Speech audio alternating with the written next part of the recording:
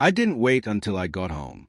The moment I stepped out of the store, I cracked open the bottle right there on the sidewalk, taking a long, burning swig. The warmth slid down my throat, numbing the ache that had been gnawing at me for hours. Another gulp, then another. The world around me started to blur at the edges, the alcohol fueling my bitterness, twisting my thoughts into a slurred monologue meant for no one in particular. Do you know my wife? I muttered to a passing stranger. She's probably out having the time of her life with her boss, while I'm here, celebrating. A sharp, humorless laugh escaped my lips. A one-man party. That's me. Somewhere along the way, I lost my bottle. It didn't matter. My mind was already clouded, my body unsteady. I stumbled back toward the store, hands diving into my pockets, searching for cash. Nothing. Just empty fabric and a reminder of how pathetic the night had become. An old man stood nearby, watching me with quiet curiosity and something else. Pity, maybe. I turned to him, my voice rough and desperate. Got $1? Need a drink. The old man sighed, pulling out a few crumpled bills from his worn coat. It's all I've got, he said, holding the money out to me. I took it with a muttered thanks, a fleeting moment of gratitude dissolving in the haze of my inebriation. A strange sense of camaraderie flickered to life in my drunken mind, and I gestured toward the store. Come have a drink with me. He shook his head. You had enough. I was about to argue when a sudden nausea twisted my stomach. The ground tilted.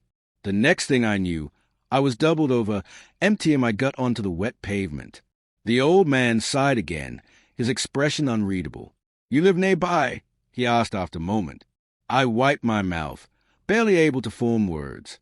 Just wanna sleep. The streets had emptied, save for the occasional flickering street lamp casting elongated shadows on the pavement. The old man hesitated before sighing again, as if resigning himself to something. Come on, he said, steadying me with a surprisingly firm grip. You can't sleep out here. He led me beneath a nearby bridge, where a crude shelter stood, a patchwork of old wood and tattered tops. It wasn't much, but it was dry. It was his home. And for the night, it would be mine too. Morning arrived with a gentle breeze and the distant chirping of birds. My head throbbed, my mouth dry as sandpaper.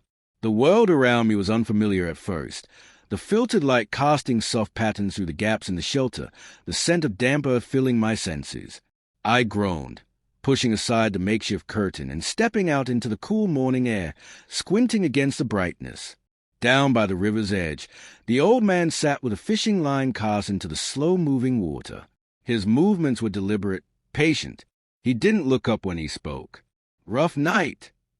I didn't answer immediately, watching the ripples in the water, my mind still fogged with the weight of everything. Finally, I muttered, Yeah, you could say that. He nodded, reeling in his line slightly. Heartbreak does that to a man. I turned to him then, really looking at him for the first time. His face was weathered, lined with years of hardships, yet his eyes held a quiet understanding. And for the first time since last night, I felt something other than anger. I felt seen. A cautious voice interrupted my thoughts. I turned to see a man approaching with a knowing smile. Took you a while to wake up, he remarked, adding with a chuckle. We had a bit too much fun last night. I blinked, momentarily taken aback by his warmth. I don't remember how I ended up here, I admitted. Yeah, well, the old man, Jim Hughes, as he introduced himself, chuckled.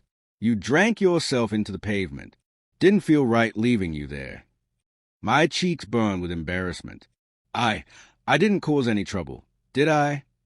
Jim leaned back, the morning sun reflecting in his tired eyes. You were a bit loud. Kept going on about your wife. I exhaled sharply, the memories rushing back in a bitter tide. Sorry about that. I've just been going through a lot. Jim's expression softened. Been there myself, he said. Grief. Feeling lost. It has a way of drowning a man.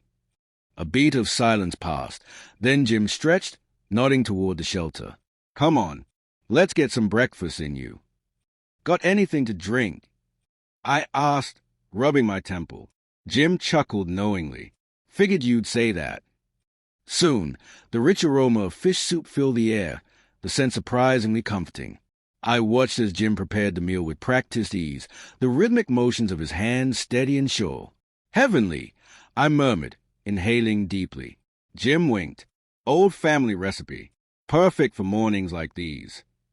As we ate beneath the open sky, he shared quiet words of wisdom, telling me that pain had its own way of healing, that time, though slow, could mend even the deepest wounds. Alcohol won't fix it, he said, his gaze holding mine.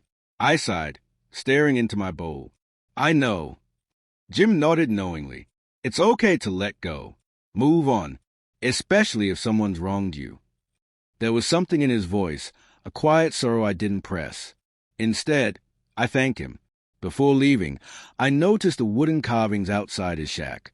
Small, intricate figures and delicate objects, each crafted with a careful hand. You made these?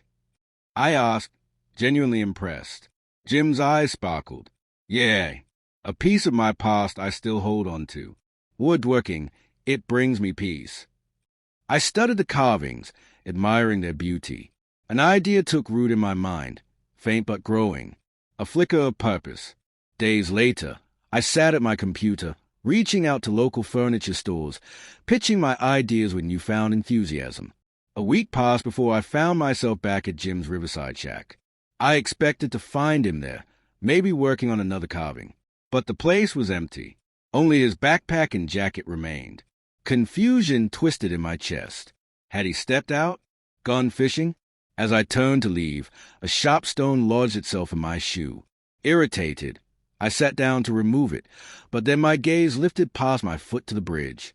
A lone figure stood at its edge. A terrible, heart-stopping familiarity gripped me. I bolted forward, shouting Jim's name. The closer I got, the clearer his pain became. A coiled rope lay beside him. His shoulders trembled. Without hesitation, I reached him, an arm wrapping tightly around his frail frame. He stiffened, but I held firm. It's okay, I whispered, voice steady. I'm here. We'll face this together. And as Jim's walls finally crumbled, as his tears finally fell, I knew we had both found something we hadn't realized we needed, a reason to keep going.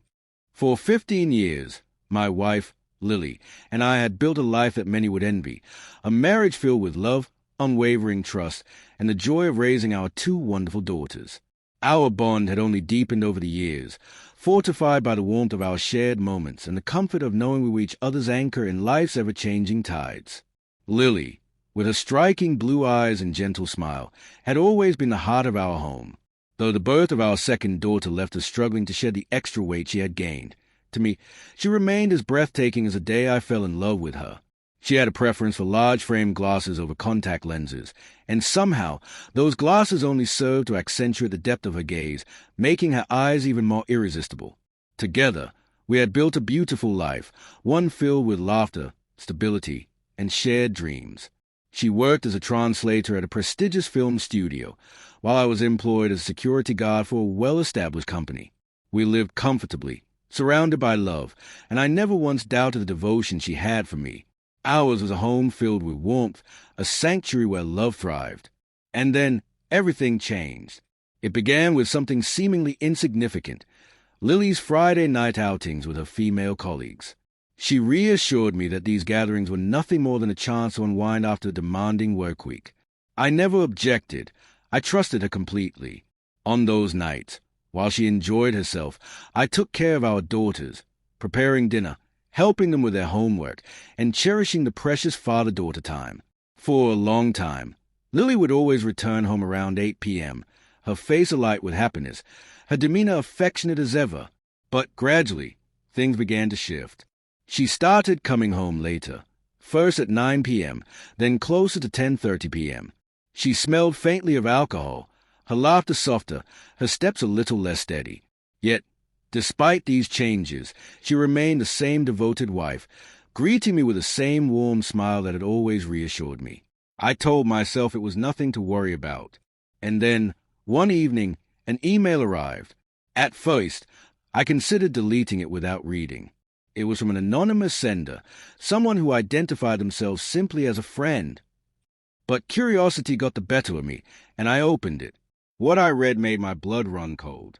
The message claimed that the sender had been at the Black Crow pub the previous Friday night and had seen Lily there. But what caught their attention was not just her presence. It was a way she interacted with a particular man from her company. Attached to the email was a picture. The sender ended the message with challenge. If I truly believed there was nothing inappropriate about her behavior, I was free to ignore the email. But if I had any doubts, I should take a closer look at the image. I hesitated, my hands trembling as I hovered over the attachment. Deep down, I didn't want to see it. But something gnawed at me, a whisper of unease that refused to be silenced. I clicked on the image. The photo was slightly off-center, taken from a distance as if the person behind the camera had been trying to remain unnoticed.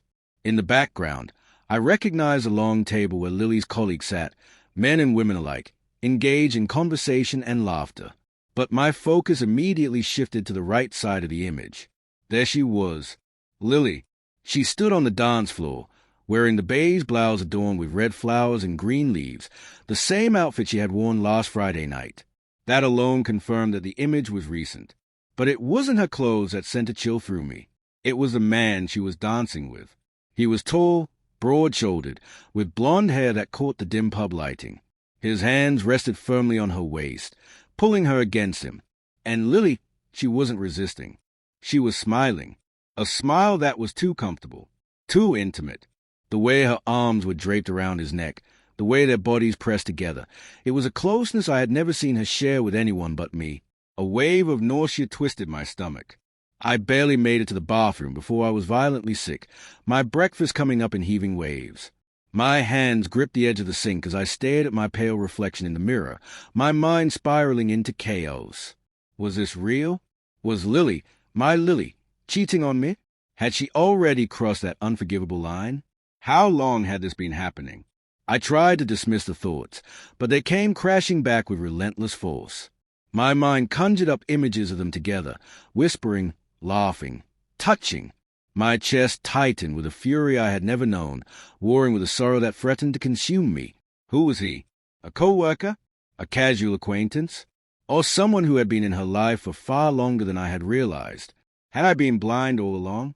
For the next half hour, I remained locked in the bathroom, my emotions swinging wildly between rage, heartbreak, and the desperate need for answers. I wanted to confront Lily, to demand the truth, to shout and accuse. Yet, in the same breath, I wanted to hold her, to beg her to tell me it was all a mistake, a misunderstanding, anything but the truth my heart already feared. Divorce flashed through my mind. But then, so did the thought of forgiveness. Could I look past this? Could I still trust her? No. I needed answers first. I couldn't act on impulse. Instead, I resolved to watch, to listen, to uncover the truth before making any decisions. Over the next week, I kept my emotions in check, careful not to reveal the turmoil raging inside me. But I observed. I watched for signs. Then, on Friday afternoon, I followed her. At 12:15 p.m., Lily left her office with 3 colleagues, 2 men and a woman. They climbed into a sleek black BMW, and I followed at a discreet distance. They arrived at an upscale restaurant, laughing as they entered. My heart pounded in my chest as I watched her from across the street. At 2 p.m., they emerged, and there he was, the man from the photo. He walked beside Lily, their conversation easy, their smiles effortless. The unspoken chemistry between them was undeniable. I clenched my fists. That night, Lily came home earlier than usual, her demeanor unchanged. At dinner, as we sat side by side on the couch, I asked her about her day, specifically about lunch. For the briefest second, I saw it. Hesitation. Then, with perfect composure, she smiled and told me she had eaten a tuna sandwich she had packed that morning. A lie. A liar. And possibly a cheater. I wanted to confront her right then and there, to throw the evidence in her face. But instead, I swallowed my anger. I played along. That night, she kissed me like she always did. She curled into me like nothing had changed. We made love twice, and she was as affectionate as ever. And all I could think about was the truth that now lurked between us, unseen yet suffocating. I wasn't done. I needed undeniable proof. And I would get it, no matter what it took.